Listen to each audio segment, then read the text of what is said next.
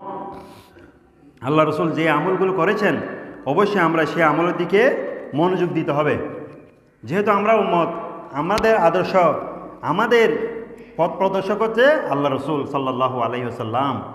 উনি যেভাবে করেছেন, উনি যেভাবে চলেছেন, উনি যেভাবে নফল রোজা রেখেছেন, উনি যেভাবে সদকা করেছেন, উনি যেভাবে চলাফেরা করেছেন, উনি যেভাবে সামাজিক জীবন, পারিবারিক জীবন, রাষ্ট্রীয় জীবন পরিচালনা করেছেন, আমরা এজ এ উম্মত হিসেবে আমরা আল্লাহ রসুলেরকেই পদাঙ্ক অনুসরণ করতে হবে।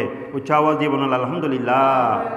আল্লাহ রসুল তো প্রত্যেকটা কদমে কদমে আল্লাহ রসুলের সুন্নত রয়েছে, কিন্তু আমরা উম্মতরা তো আল্লাহ রসুলকে একেবারে কদম টু কদম, পাই টু পাই আমরা আল্লাহ রসুলকে অনুসরণ করতে পারি না। কিন্তু আমাদের আল্লাহ রসুলের যথাযথভাবে সুন্নত আদায় করার জন্য, আল্লাহ রসুলের পদাঙ্ক অনুসরণ করার জন্য চেষ্টা করতে হবে। বাকি আল্লাহর মর্জি, আমরা তো চেষ্টা করতে হবে। চেষ্টা করার পর না পারলে আমরা যদি আল্লাহ রসুলের হুবহু আল্লাহ রসুলের আদর্শ যদি আমাদের আদর্শের রঙ্গি হতে না পারি, আদর্শের রঙিন হতে না পারি, আল্লাহ হয়তো আমাদেরকে কি করবেন, আমরা চেষ্টা করার কারণে আল্লাহ আমাদেরকে আমাদের মকসুদের মধ্যে পৌঁছে দেবেন। উচ্চ আওয়াজ দিয়ে বলুন আলহামদুলিল্লাহ। সুতরাং সম্মানিত হাজিরিন, যেহেতু শাবান মাস আমাদের মাঝে তশরিফ আনছেন এবং রমজানের মুবারক আমাদের মধ্যে আসন্ন, সেই জন্য আমরা আজকের আলোচনার মধ্যে জানব আল্লাহ রসুলের কিছু সুন্নাত, আল্লাহ রসুলের কিছু আমল, যেগুলো উনি প্রতিটা কদমে কদমে ওনার প্রাত্যহিক জীবনে, দৈনন্দিন জীবনে উনি করতেন। উচ্চ আওয়াজ দিয়ে বলুন আলহামদুলিল্লাহ। এর মধ্যে আল্লাহ রসুলের যে প্রথম যে সুন্নাতটা আমরা জানবো সেটা হচ্ছে আইয়াকরাউ শাহাদাতা বাদাল উযু। আল্লাহ রসুল সাল্লাল্লাহু আলাইহি সাল্লাম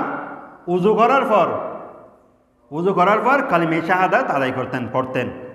আশহাদু আল্লা ইলাহা ইল্লাল্লাহু ওয়াহদাহু লা শারীকা লাহু ওয়া আশহাদু আন্না মুহাম্মাদান আবদুহু ওয়া রাসূলুহু। এই কালিমে শাহাদাতটা উনি উযু করার পর আল্লাহ রসুল সাল্লাল্লাহু আলাইহি সাল্লাম পড়তেন। আমরাও কি করব, এই উযু করার পর আমরা আসমানের দিকে তাকিয়ে আমরা কালিমে শাহাদাতটা আদায় করব। যেহেতু কিসের মধ্যে, সুনানে নাসাইর মধ্যে 234 নং হাদিস, এটা আল্লাহ রসুল সাল্লাল্লাহু আলাইহি ওয়াসাল্লাম বলেছেন, যেই ব্যক্তি উযু করার পর আসমানের দিকে তাকিয়ে কালিমে শাহাদাত পড়বে, সে জান্নাতের যে কোনো দরজা দিয়ে প্রবেশ করতে পারবে। উচ্চ আওয়াজ দিয়ে বলুন আলহামদুলিল্লাহ। এরপর আল্লাহ রসুলের আরেকটা সুন্নাত হচ্ছে আইয়াকরাউ আয়াতুল কুরসি বাদা সলাতিল ফরজ। আল্লাহ রসুল সাল্লাল্লাহু আলাইহি ওয়াসাল্লাম যে কোনো ফরজ নামাজের পর আয়াতুল কুরসি আদায় করতেন। আমরা অনেক সময় একটু আমরা যারা ইমাম সাহেব, আমরা যারা নামাজ পড়াই, ওই আয়াতুল কুরসিটা পড়ার জন্য মোনাজাতের আগে একটু সুযোগ দিতে হবে, 2-1 মিনিট। কিছু দোয়া আছে, সালাম ফিরানোর পর কি আস্তাগফিরুল্লাহ 3বার পড়তে হবে, তারপরে আসসালাতু ওয়াসসালামু আলা ইয়া রাসূল আসসালাতু ওয়াসসালামু আলাইহি হাবিব আলাইহি এটা পড়তে হবে, তারপরে আয়াতুল কুরসিটা পড়তে হবে। যাদের একটু বেশি সময় আছে তারা একটু সুবহানাল্লাহ এটা পড়ে, যদি সময় না থাকে পরে পড়েন, সময় মোনাজাতে পরে পড়েন। কিন্তু এগুলো হচ্ছে আল্লাহ রসুলের সুন্নত আমল। সেই জন্য এই ফরজ নামাজের পর, এটাও সুনানে নাসাইর মধ্যে রয়েছে যে 972 নং হাদিস, যে আল্লাহ রসুল সাল্লাল্লাহু আলাইহি ওয়াসাল্লাম বলেছেন, যেই ব্যক্তি ফরজ নামাজের পর আয়াতুল কুরসি পাঠ করবে, আল্লাহ পাক সুবহানাহু ওয়া তাআলা ওই ব্যক্তিকে যে কোনো জান্নাত দিয়ে প্রবেশ করার জন্য ওনাকে কি দিবেন, সুযোগ দিবেন। উচ্চ আওয়াজ দিয়ে বলুন আলহামদুলিল্লাহ। এগুলো সব হাদিস নাম্বার আমি বলে দিচ্ছি। এরপরে আরেকটা আল্লাহ রসুলের সুন্নাত হচ্ছে যে নামাজের পরে, এই যেটা বলছিলাম, নামাজের পর আপনি মোনাজাতের পর 3বার 33 বার সুবহানাল্লাহ, 33 বার আলহামদুলিল্লাহ, 33 বার আল্লাহু আকবার। এই আমলটা আল্লাহ রসুল প্রত্যেক নামাজের, ফরজ নামাজের পর করতেন। উম্মত হিসেবে আমাদেরকেও বলেছেন যে আমরা নামাজের পরে এই আমলটা করি।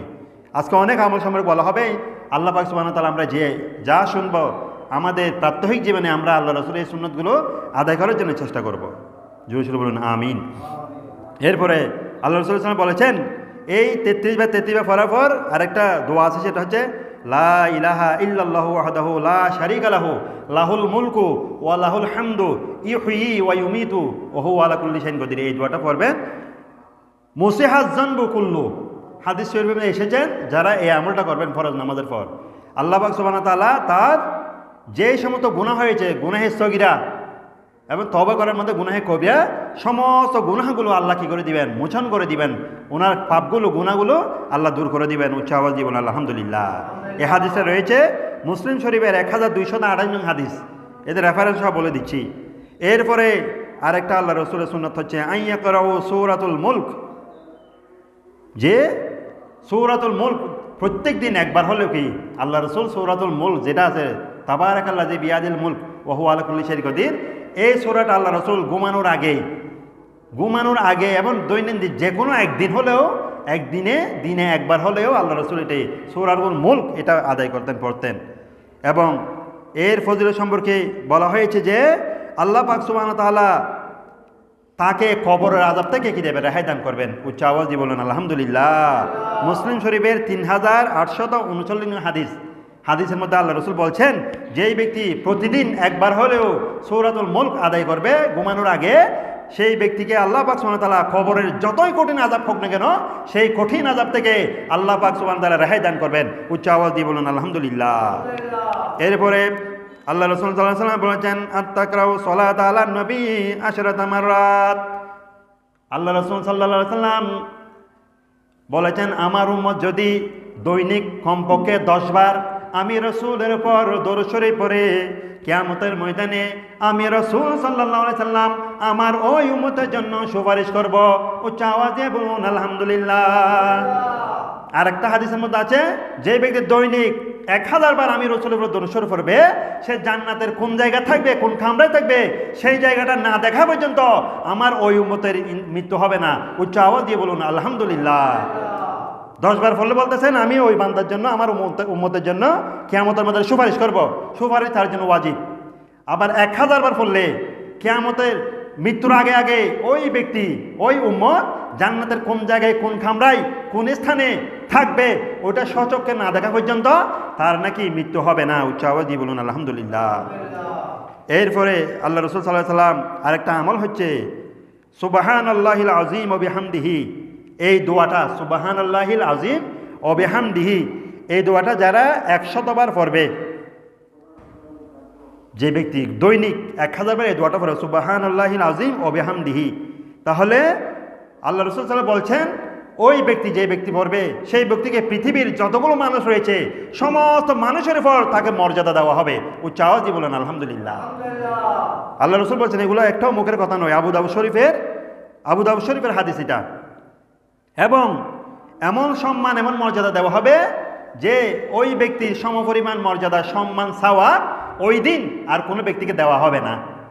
দোয়াটা কি? সুবহানাল্লাহিল আযীম ওয়া বিহামদিহি। এগুলো সব আমল, আল্লাহ রাসূলের আমল। এরপরে আল্লাহ রাসূল সাল্লাল্লাহু আলাইহি ওয়াসাল্লাম বলেছেন, ইয়াদখুলুস সৌকে কারা লা ইলাহা ইল্লাল্লাহ ওয়াহদাহু লা শারীকা লাহু লাহুল মুলকু ওয়া লাহুল হামদু ইউহয়ী ওয়া ইউমীতু ওয়া হুয়া হাইয়্যুন লা ইয়ামুতু ওয়া হুয়া আলা কুল্লি শাইইন কাদির।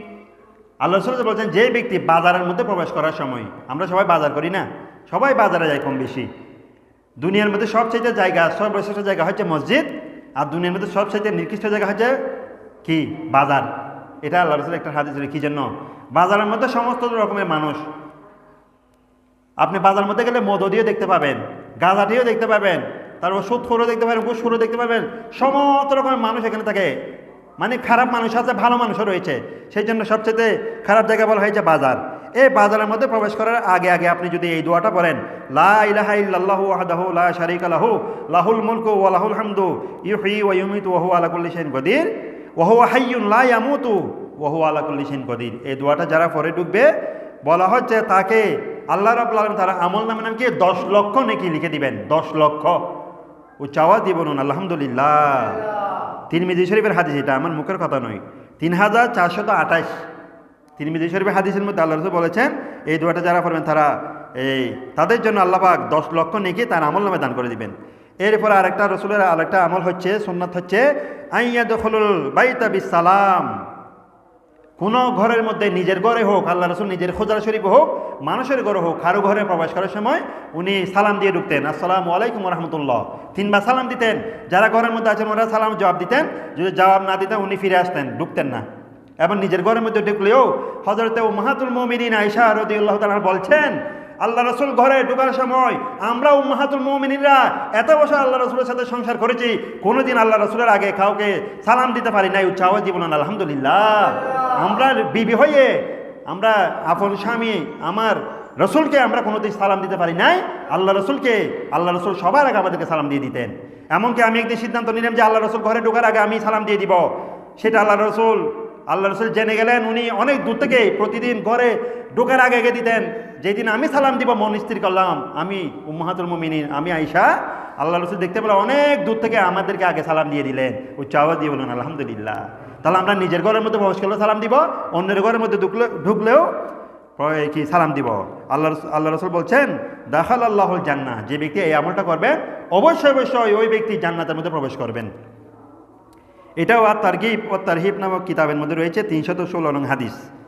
এরপরে আল্লাহ রসুল সাল্লাল্লাহু আলাইহি সাল্লাম আরেকটা আমলের কথা বলেছেন, সেটা হচ্ছে আইয়াতিয়া মালা ইলা দারিল আইতাম ওয়াল ফাকির ওয়াল ফুকারা। গরিব, দুঃখী, এতিম, ফকির, মিসকিন এই সমস্ত মানুষদেরকে নিজের উপার্জিত মাল থেকে মানুষকে কি করা, দান করা, সদকা করা। এটা আল্লাহ রসুলের সুন্নাত, এটা একটা বড় একটা ইবাদত আমল। এই আমলটা আল্লাহ রসুল সবসময় করতেন। এমনকি আল্লাহ রসুল সাল্লাল্লাহু আলাইহি ওয়াসাল্লাম একদিন মসজিদে নামাজ পড়তে যখন ঢুকে গেলেন মসজিদ নববীর মধ্যে, উনি নামাজের একামত হচ্ছে, উনি একামত দিতে দিতে উনি আবার বের হয়ে হুজরা শরীফে চলে গেলেন। হুজরা শরীফে গিয়ে ওনার বালিশ মোবারক থেকে তুলে 1 দিরহাম একটা টাকা ছিল, সেটা বের হয়ে একজন মানুষকে, গরিব মানুষকে দান করে দিয়ে উনি মসজিদে নববীর ইমামতির মধ্যে দাঁড়িয়ে গেলেন, উচ্চ আওয়াজ দিয়ে বলুন আলহামদুলিল্লাহ। নামাজ শেষে সাহাবায়ে কেরামরা জিজ্ঞেস করলেন, ইয়া রাসূলুল্লাহ, এটা কেমন হলো? আপনি হঠাৎ করে ইমামতির জায়গা থেকে বের হয়ে হুজরা শরীফে গেলেন, আবার হুজরা শরীফ থেকে এলে নামাজ পড়লেন, এটা কি জন্য হলো? আল্লাহ রসুল বলছেন, আমি রসুল যখন ইমামতির মধ্যে দাঁড়ালাম, হঠাৎ করে মনে পড়ল আমার বালিশের নিচে 1 দিরহাম রয়েছে আমার মালিকানার মধ্যে। আমি রসুল এমন কোনো আমল করতে চাই, এমন কোনো আমি এটা পছন্দ করি না। আমি নামাজের মধ্যে যাব, অথচ আমার ঘরের মধ্যে 1 দিরহাম থাকবে, সেটা আমি কখনো মেনে নিতে পারছি না। সেই জন্য আমি গিয়ে আমার ওই জিম্মাদারির মধ্যে যে টাকাটা রয়েছে, পয়সাটা রয়েছে, দিরহামটা রয়েছে, আমি সেটা দান করে দিয়ে মসজিদের মধ্যে এসেছি একমাত্র আল্লাহর জন্য, নামাজ পড়ার জন্য। ও চাওয়া দিয়ে বলুন আলহামদুলিল্লাহ। দেখেন কি জন্য? হয়তো নামাজের মধ্যে দাঁড়ালে ওই টাকাটার প্রতি হয়তো একটু হলেও আল্লাহ রসুলের মনোযোগ যেতে পারে। আল্লাহ রসুল আজ আমি নামাজের মধ্যে দাঁড়াবো, এমন ভাবে যে আমি নিঃস্ব ফকির, একমাত্র আল্লাহর উপর মুহতাজ ছাড়া আমি দুনিয়ার কোনো সম্পদের মুহতাজ হতে চাই না। একটা টাকার প্রতি আমার যদি মনোযোগ যায়, আমার নামাজ ফাসেদ হয়ে যাবে। সেজন্য আল্লাহ রসুল গিয়ে আগে ওটা দান করে দিলেন, তারপর নামাজের ইমামতি করলেন। কিন্তু আমরা তো সেটা করতে পারি না, আমরা অন্তত এটা করতে পারি যে আমাদের যেটা জিম্মাদারির মধ্যে রয়েছে, টাকা পয়সা, মাল দৌলত, সেখান থেকে কিছু হলেও গরিবদেরকে দান করব, এতিমদেরকে দান করব। এই আমলটা তো আমরা করতে পারি। এরপরে আল্লাহ রসুলের আরেকটা সুন্নত হচ্ছে আইয়াসুমা রমজান। রমজানের একটা রোজাও আল্লাহ রসুল কখন কি দিতেন না, বাদ দিতেন না। এটা তো ফরজ হওয়ার পরেও আল্লাহ রসুল এত রোগ সুখ, মুসাফির সফরের মধ্যে যতই কষ্টের মধ্যে থাকুক না কেন, আল্লাহ রসুল রমজানের রোজা বাদ দিতেন না। আরেকটা আল্লাহ রসুলের সুন্নাত, আর একটা আল্লাহ রসুলের আমল হচ্ছে আইয়াহফাজুল ফরাজ, লজ্জাস্থান হেফাজত। আল্লাহ রসুল সাল্লাল্লাহু আলাইহি ওয়াসাল্লাম এমন লজ্জাপতি, এমন লজ্জাশীল ছিলেন, উনি হাজত করার জন্য মদিনার আশেপাশে থাকতেন না, অনেক দূরে চলে যেতেন হাজত করার জন্য, অনেক দূরে। এতই লজ্জাশীল ছিলেন যে কোনো সাহাবি বলতে পারতেন না আল্লাহ রসুল কোথায় গিয়েছেন, কী জন্য গিয়েছেন, হাজত করতে গিয়েছেন নাকি অন্য কোনো কাজে গিয়েছেন, এটা বুঝতে পারতেন না। এই জন্য আল্লাহ রসুল বলছেন, তোমরা সবাই কী করো, নিজের লজ্জাস্থানকে হেফাজত করো। আমরা তো যেখানে সেখানে প্রস্তাব করতে বসে যাই, মানুষ চলাচলের পথের মধ্যে বসে যায়, আমার লজ্জাস্থান মানুষেরা দেখে, এখানে বসলেও ওইখানে বাড়ি রয়েছে, বাড়ির মধ্যে ওখানে মা বোনেরা দেখে অনেক সময় লজ্জাস্থান, নিজের লজ্জাস্থানকে আমরা হেফাজত করি না। আল্লাহ রসুল সাল্লাল্লাহু আলাইহি ওয়াসাল্লাম বলেছেন, মাই আজমানু লি মা বাইনাল লিহিয়াইহি ওয়া মা বাইনার রিজলাই আজমানাহুল জান্নাহ। যেই ব্যক্তি তার 2 চোয়ালের মধ্যখানে যা রয়েছে তার হেফাজত করবে, অর্থাৎ জিব্বা দিয়ে গালাগালি করবে না, ফাঁসি কথা বলবে না, মিথ্যা কথা বলবে না, গীবত করবে না, মদ, গাঁজা, হিরোইন এগুলো খাবে না, এবং লজ্জাস্থানকে হেফাজত করবে। মা বাইনের রিজলাই, 2 রানের মধ্যখানে যা রয়েছে অর্থাৎ লজ্জাস্থান হেফাজত করবে। এই লজ্জাস্থান দ্বারা জানা করবে না, ব্যভিচার করবে না, মানুষকে দেখাবে না। আজমানুল্লাহুল জান্নাহ, তার জন্য জান্নাতের, তার জন্য তাকে জান্নাতে যাওয়ার জন্য আমি রসুল জিম্মাদার হলাম। উচ্চ আওয়াজে বলুন আলহামদুলিল্লাহ। তাহলে আমরা এই আমলটা করবো, আল্লাহ রসুল আমল। এরপর হচ্ছে আর কি I Abdul Amla bill Yemeni ওয়াল বাসমালা। আল্লাহ রসুল সাল্লাল্লাহু আরেকটা আমল হচ্ছে যে কোনো কাজ আল্লাহ রসুল সাল্লাল্লাহু ডান হাতে করতেন, আমি আগেও বলেছি, এবং বিসমিল্লাহ বলে করতেন। আমরা উম্মত হিসেবে আমাদের মধ্যে এই আমলটা নাই। আমরা খানা পিনা খাই বাম হাতে, স্ট্যান্ডার্ড হয়েছে, আমেরিকান ব্রিটিশরা আমাদেরকে যা শিখিয়েছেন এটা হচ্ছে অভদ্রতা। আল্লাহ রসুল যেটা শিখিয়েছেন এটা ভদ্রতা। আপনি দেখবেন, আপনি বাম হাতে খেয়ে দেখবেন, ডান হাতে খেয়ে দেখবেন, মানুষকে বাম হাতে দিয়ে দেখবেন কিছু জিনিস, ডান হাতে দিয়ে দেখবেন যে বাম হাতে দেওয়া চাইতে, বাম হাতে খাওয়া চাইতে ডান হাতে খাওয়াটা মানুষের কাছে অত্যাধিক পছন্দ। উচ্চাও জীবন আলহামদুলিল্লাহ। আপনার সামনে একদম বাম হাতে এরকম করে খাচ্ছেন, দেখবেন কত বিশ্রী লাগে। অথচ ডান হাতে খেলে বিসমিল্লাহ করে আলহামদুলিল্লাহ খেলে কত সুন্দর লাগে, কত আল্লাহ রসুল কত সুন্দর আদর্শ। আল্লাহ রসুল ডান হাতে দিতেন, সব কিছু ডান হাতে করতেন এবং বিসমিল্লাহ বলে করতেন। এটা আল্লাহ রসুলের সুন্নাত। আমরা উম্মত হিসেবে আল্লাহ রসুলের প্রত্যেকটা সুন্নাত আমাদের যেগুলো আমরা করতে পারবো এগুলো সমাজের মধ্যে বাস্তবায়ন করতে হবে। এরপরে আল্লাহ রসুলের একটা সুন্নাত আনতাকরাউ সালাত আলা নবী বাদান নওম। এটা হচ্ছে, এটা উম্মতের জন্য শিক্ষা দিয়েছেন। হে উম্মতারা, তোমরা ঘুম থেকে যখন উঠবে তখন তোমরা আমি রসুলের পর কী করবে? দরুদ শরীফ পড়বে। আমরা ঘুম থেকে উঠে তো দুধ দিই, ঘুম থেকে উঠে আমরা আগে মোবাইল কি আছে, মোবাইলের মধ্যে কি ফেসবুক কি আছে, ইউটিউবে কি আছে, এগুলো দেখি। অথচ আল্লাহ রসুল বলছেন তোমরা ঘুম থেকে ওঠার সাথে সাথে তুমি যে মৃত্যুবরণ করেছো, তোমাকে যে আল্লাহ তুলেছে ঘুম থেকে, তুমি তো মৃত্যুবরণ, তুমি ঘুমের মধ্যে আমি চাইলে, আল্লাহ চাইলে আমাকে আপনাকে মেরে ফেলতে পারতেন নিঃশ্বাস বন্ধ করে দিয়ে। অথচ সারা রাত ঘুমিয়ে আমি ঘুম থেকে উঠলাম, এটা আল্লাহর একটা এহসান। ঘুম এবং মৃত্যু এক সমান, ঘুম এবং মৃত্যু। তাহলে মৃত্যু থেকে যখন আল্লাহ আমাকে তুললেন, মৃত্যুর পরে ঘুমের পরে দোয়াটা করতে হবে। কি দোয়াটা? দোয়াটা হচ্ছে বিসমিল্লাহি বাদামা আমাতানা ওয়া ইলাইহিন নুশুর। হে আল্লাহ, আমাকে মৃত্যুবরণ দেওয়ার পর আপনি আবার জীবিত করেছেন এবং আবার আপনার কাছে ফিরে যেতে হবে। এই দোয়াটা পড়বেন এবং আল্লাহ রসুলের পর একবার, দুইবার, তিনবার দরুদ শরীফ পড়ে নেবেন, আল্লাহ রসুলের সুন্নাত আদায় হয়ে যাবে। এরপরে আর একটা হচ্ছে আনতাকরাউ দোয়া কাওলা বাদাল ইস্তিনজা। আমরা সবাই কম বেশি বাথরুমে আমাদের যেতে হয়, দিনে দৈনিক অনেকবার যেতে হয়।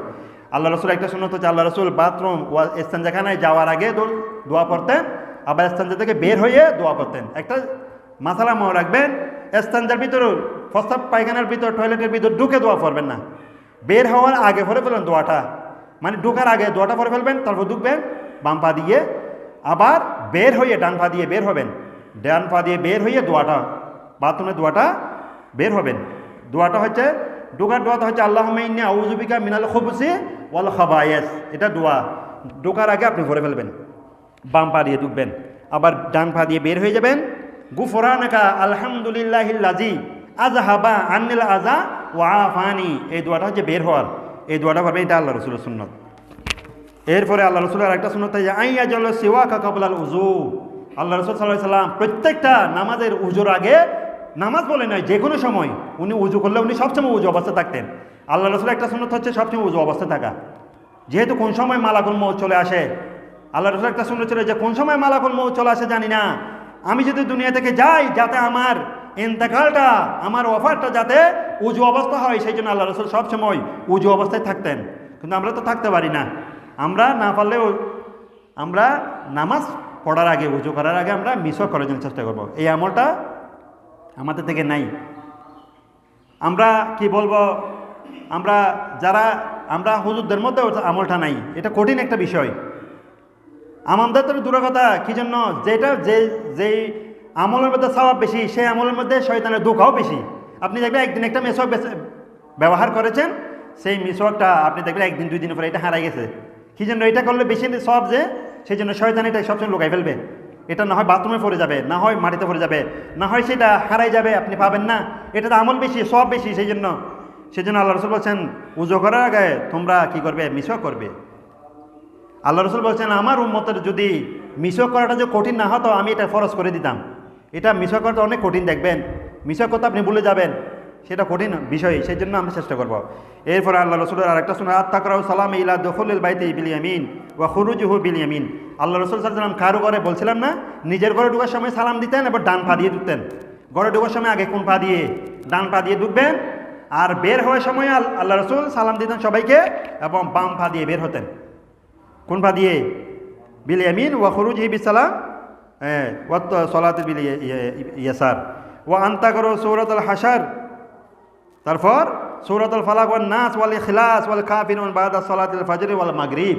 আল্লাহ রাসূল সাল্লাল্লাহু আলাইহি ওয়াসাল্লাম আরেকটা আমল হচ্ছে, উনি মাগরিবের নামাজ এবং ফজর নামাজের পর উনি সূরাতুল হাশর পড়তেন। ওই যেটা আমরা পড়ি সূরা হাশর পড়ি না, সূরা হাশরের শেষ 3 আয়াত, ওয়াল্লাহুল্লাযী লা ইলাহা ইল্লাহু আলিমুল গায়বি ওয়াশ শাহাদাতি ওয়ার রহমানুর রহিম, এটাও পড়তেন।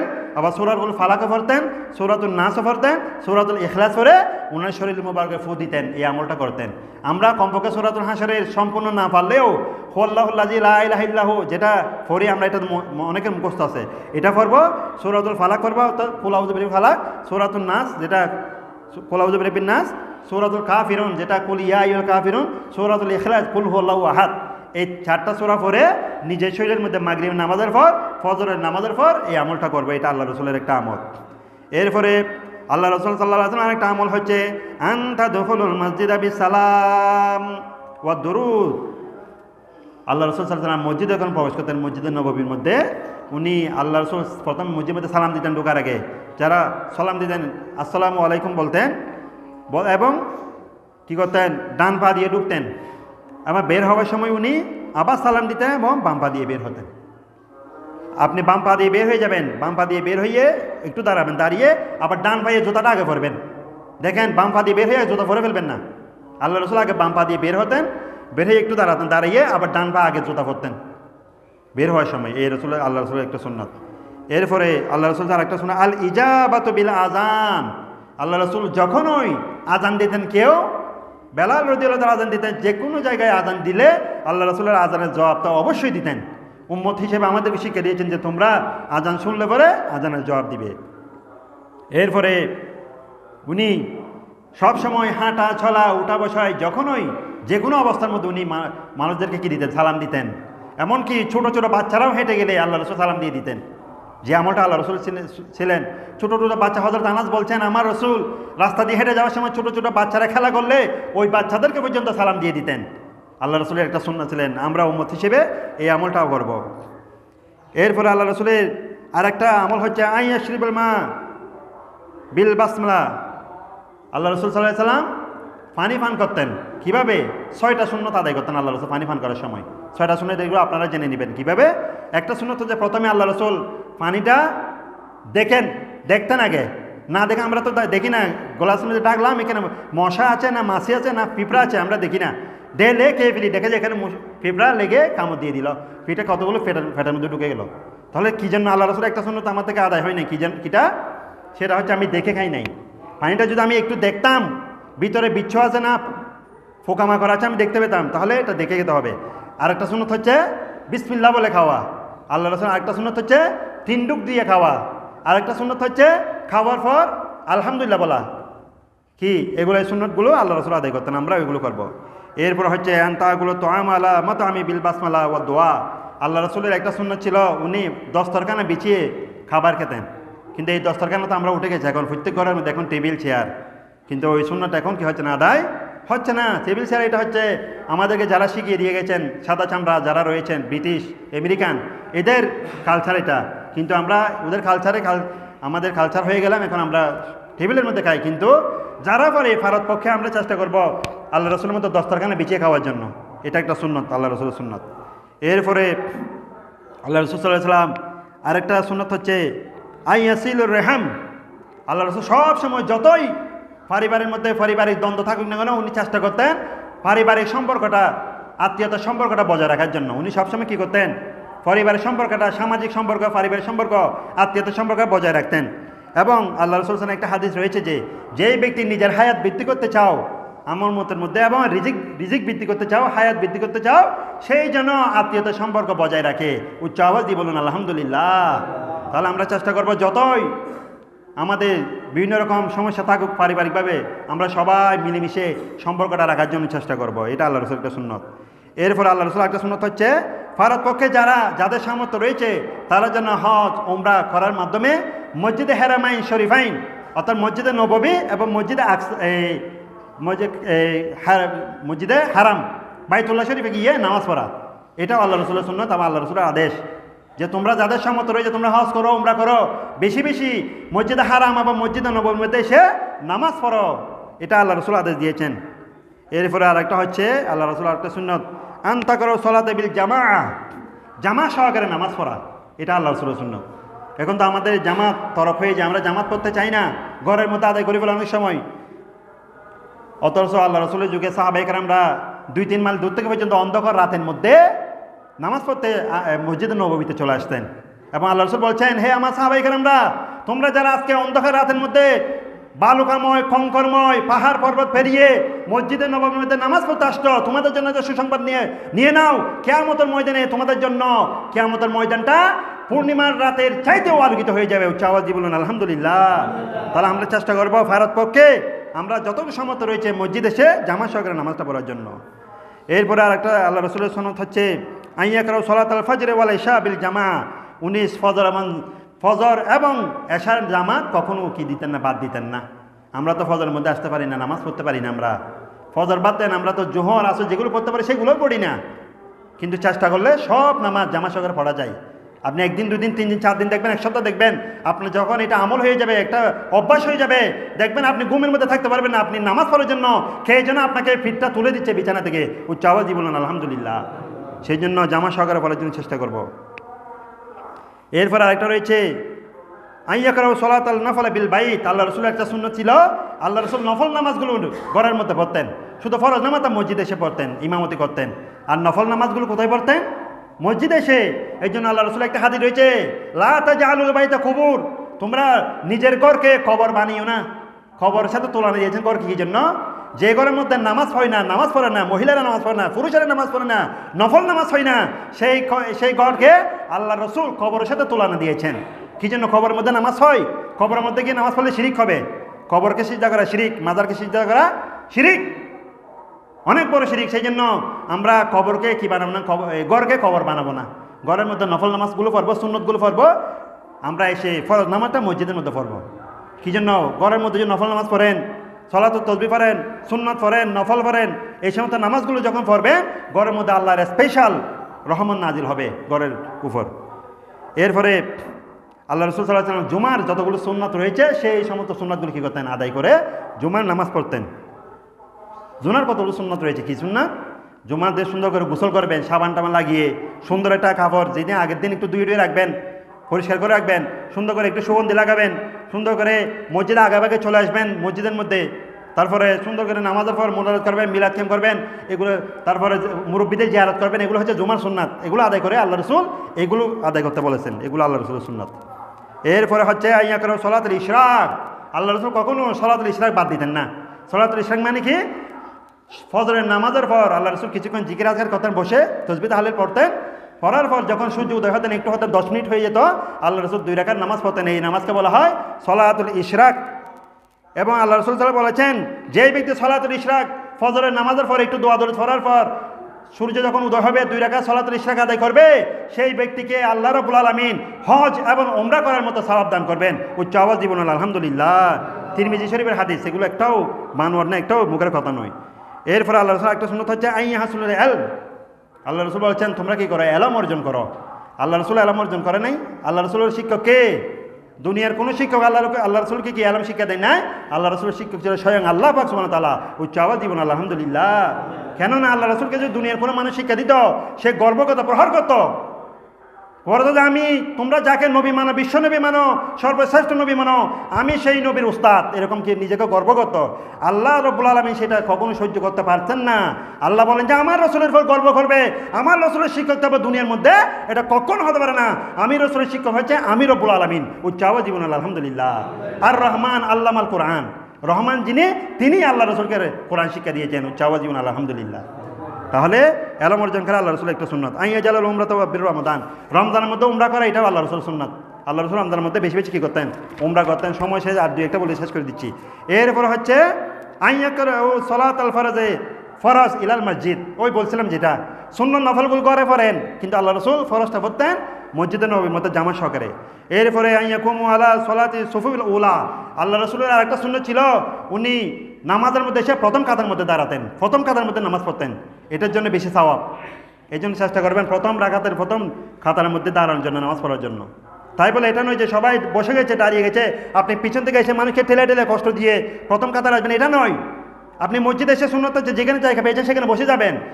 আপনি মানুষকে ঠেলে দিয়ে মানুষের কাঁধের উপর পা দিয়ে আসবেন, এটা অভদ্রতা, এটা আল্লাহর সুন্নাত নয়। আপনি আগাভাগে এসেছেন, সামনের দিকে বসে যান। যারা পরে এসেছেন জায়গা নাই, পিছন দিকে বসেন। যারা পরে এসেছেন জায়গা নাই, পিছন দিকে বসেন, এটা সুন্নাত। আপনি একেবারে ইমাম সাহেব খুতবা দেওয়ার পরে যখন একেবারে নামাজ শেষ সবার আগে আসলেন, আপনি একেবারে চৌধুরীর মতো সবাইকে ভাগ করে করে আপনার এতই সওয়াবের দরকার হয়েছে, মানুষের কাঁধের উপর দাঁড়িয়ে আপনি প্রথম কাতারে আসলেন, এটা তো অভদ্রতা। এটা সওয়াবের চাইতে গুনাহ বেশি হবে। আল্লাহ রসুলের সুন্নাতকে কী করেছেন? বর্জন করেছেন, এটা করা যাবে না। এরপরে আইয়া করো সলাতে ফিল মসজিদে কুবা। এটা হচ্ছে কেউ যদি মদিনা শরীফে যায়, এখানে একটা মসজিদে কুবা রয়েছে, এই মসজিদে কুবার মধ্যে নামাজ পড়াটা আল্লাহ রসুলের সুন্নাত। এরপর আইয়া সুমা রমজানা ওয়াসিত্তাতু শাওয়াল, রমজানের 30টা রোজা রাখা, রমজানের পরে শাওয়াল মাসে 6টা রোজা রাখা আল্লাহ রাসূলের সুন্নাত। ওই 6 রোজা যেটা বলা হয় শেষ, আমি সময় শেষ হয়ে যাচ্ছে, শেষ করে দিচ্ছি। ওয়াইয়া সুমা সোমা সালাসাতা কুল্লু শাহরি আইয়াম, প্রত্যেক মাসের মধ্যে আল্লাহ রাসূল 3টা রোজা রাখতেন, 13, 14, 15, এইগুলোকে বলা হয় আইয়ামে 20। এই নামাজগুলো কি করবো আমরা আদায় করার জন্য, এই রোজাগুলো 13, 14, 15, চাঁদের 13, 14, 15 তারিখ 3টা রোজা রাখতেন আল্লাহ রাসূল। এরপরে হচ্ছে আনতুফতার সায়েম, রোজাদারকে ইফতার করানো, যেটা সামনের দিকে আসতেছে। যে কোনো ব্যক্তি নফল রোজা হোক ফরজ রোজা হোক, কোনো ব্যক্তি রোজা রাখলে ওই ব্যক্তিকে ইফতার করানোটা আল্লাহ রাসূলের সুন্নাত। আমরা চেষ্টা করব একটু খেজুর খাওয়াই হলো, পানি খাওয়াই হলো, এক গ্লাস দুধ দিয়ে হলো মানুষকে ইফতার করানোর জন্য। এরপর হয়তো আইয়াকুম লাইলাতুল কদর, লাইলাতুল কদর নামাজ পড়াটাও, রোজা রাখাটাও, এই লাইলাতুল কদরে ইবাদত করাটাও আল্লাহ রাসূলের সুন্নাত। এরপর হয়তো আইয়া জালুল জিহাদ, জিহাদ করা, ধর্মের জন্য, নিজের ধর্মের জন্য, ইসলামের জন্য জিহাদ করা। তারপরে হচ্ছে আইয়া জালুল ইবাদাত আউয়ালা আশরা আইয়াম যুলহজ্জা, জিলহজ মাসের প্রথম 10 তারিখ, 1 তারিখ থেকে 10 তারিখ রোজা রাখাটা হচ্ছে আল্লাহ রাসূলের সুন্নাত। এরপর হচ্ছে আইয়া আনতাকরাল কোরআন, বলে কোরআন শরীফ তিলাওয়াত করা আল্লাহ রাসূলের সুন্নাত। বিশেষ করে সূরাতুল ইখলাস পড়া কোরআন শরীফের 3 ভাগের 1 ভাগ আদায় করার সমান, এবং সূরাতুল কাফিরুন পড়া কোরআন শরীফের 4 ভাগের 1 ভাগ পড়ার সমান। এরপর হচ্ছে আইয়ামলাউল হাজাতান নাস, আল্লাহ রাসূল সাল্লাল্লাহু আলাইহি ওয়াসাল্লাম একটা সুন্নাত হচ্ছে মানুষের সবসময় হাজত পূরণ করা। কোনো মানুষের একটা অভাব হয়েছে, কোনো মানুষের একটা কষ্টের মধ্যে পড়ে গিয়েছে, ওই মানুষকে উপকার করা, হাজত পূরণ করা, এটা আল্লাহ রাসূলের সুন্নাত। উচ্চাওয়াজ জীবন আলহামদুলিল্লাহ। এরপর হচ্ছে সদকা করা আল্লাহ রাসূলের সুন্নাত। এরপর হচ্ছে সালাতুল এই নফল পড়া, এগুলো হচ্ছে আল্লাহ রাসূলের সুন্নাত। এরপরে মানুষের উপকার করা, রুগীকে দেখতে যাওয়া, এটা আল্লাহ রাসূলের একটা বড় সুন্নাত। আমরা রুগীকে, আমাদের আশেপাশে ভাই ব্রাদার কেউ যে অসুস্থ হয় আমরা যাব, একটু দেখতে যাব, এটা আল্লাহ রাসূলের সুন্নাত। এরপরে হচ্ছে ইখলাসুন নিয়ত, যে কোনো ভালো কাজের আগে নিয়তটা শুদ্ধ করা, এটাও আল্লাহ রাসূলের সুন্নাত। কেননা এরপর আল্লাহ রাসূল বলছেন যে 3 জন মানুষের প্রতি আল্লাহ রাব্বুল আলামিন থাকেন না। একটা হচ্ছে মান্নান, কোনো কিছু দেওয়ার পর খোটা দেওয়া, এই মানুষকে আল্লাহ এবং আল্লাহ রাসূল দেখতে পারেন না। আপনি আমার সামর্থ্যে দান করেছেন, ঠিক আছে, কিছু দিয়েছেন, কিন্তু পরবর্তীতে খোটা দেওয়া যাবে না। এবং যারা টাকনুর নিচে পরে খাবার পরে তাদেরকে আল্লাহ রহমত করবেন, দয়া করবেন না।